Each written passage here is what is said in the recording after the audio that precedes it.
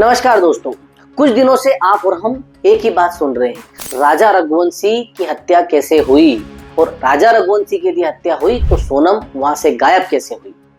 तो आइए आज इसके बारे में हम जानते हैं। मेघालय हनीमून मर्डर केस, क्या है राजा सोनम की कहानी। दोस्तों, क्या आपने कभी सोचा है कि एक सपना, एक खूबसूरत शुरुआत कैसे पल भर में एक भयानक हकीकत बन सकती है। आज मैं आपको एक ऐसी ही कहानी सुनाने जा रहा हूं जिसने पूरे देश को झकझोर कर रख दिया। राजा और सोनम की कहानी, जिसे लोग मेघालय हनीमून मर्डर केस के नाम से जानते हैं। क्या आप जानते हैं कि जिस जगह लोग अपने प्यार के सबसे हसीन पल बिताने जाते हैं, वहीं एक पति अपनी जान गंवा बैठता है। प्यार का सफर या मौत का मोड़। ये कहानी शुरू होती है मध्य प्रदेश के इंदौर से, जहां राजा रघुवंशी और सोनम रघुवंशी ने एक दूसरे के साथ जीने मरने की कसम खाई थी। नई नई शादी हुई थी और दोनों अपने हनीमून के लिए निकले मेघालय की हसीन वादियों। मई 2025 का महीना था और उन्हें क्या पता था कि यह सफर उनकी जिंदगी का आखिरी सफर बनने वाला है। क्या हनीमून पर कोई अपने जीवन साथी की हत्या की साजिश रच सकता है? ये सवाल आज भी कई लोगों को हैरान कर रहा है। गुमशुदगी और फिर एक दिल दहला देने वाली खबर। 23 मई को राजा और सोनम अचानक गायब हो गए। चारों तरफ हड़कंप मच गया। पुलिस ने तलाश शुरू की और 2 जून को चेरापूंजी के पास एक गहरी खाई में राजा का शव मिला। सोनम का कोई अता पता नहीं था। लोग सहमे हुए थे। क्या हुआ था इस नवविवाहित जोड़े के साथ में?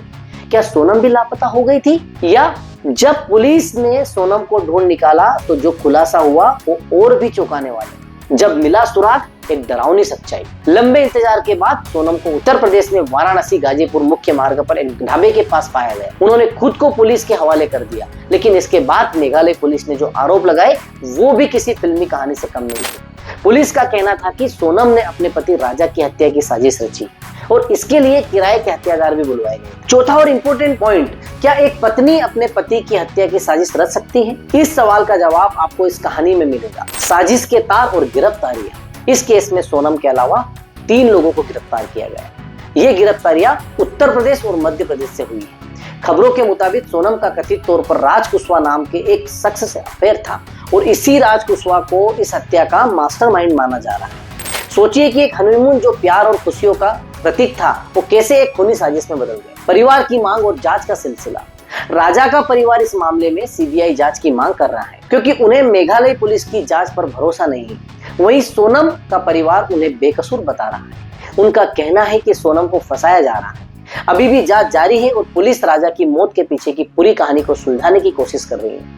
ये कहानी दिखाती है कि कैसे कभी कभी सबसे खूबसूरत रिश्ते के पीछे भी गहरी और डरावनी सच्चाई छिपी हो सकती है। इस केस से जुड़ी हर नई जानकारी के लिए जुड़े रहिए। आपको क्या लगता है इस मामले में सच क्या है, झूठ क्या है? अपनी राय कमेंट्स में जरूर बताइएगा। दोस्तों, ये तो थी सोनम और राजा रघुवंशी के मर्डर की एक उलझी हुई पहेली। लेकिन ऐसे कितने ही केस हमारे भारत देश में होते हैं। एक साल में ऐसे 271 के लगभग केसेस हो चुके हैं, जिसमें पत्नियों ने अपने पतियों को जान से मार दिया। मतलब इसको पूरे साल में कैलकुलेट करें तो हर 32 घंटे में एक पत्नी ने अपने पति को मारा है। और यदि इसी का उल्टा कर लिया जाए तो कितने ही पतियों ने अपनी पत्नियों को मारा है। ये आंकड़ा इससे कहीं अधिक हो सकता है। राजा और सोनम की मर्डर मिस्ट्री की पहेली, ये तो एक केस है, ये तो हमारे इंदौर में हुआ है।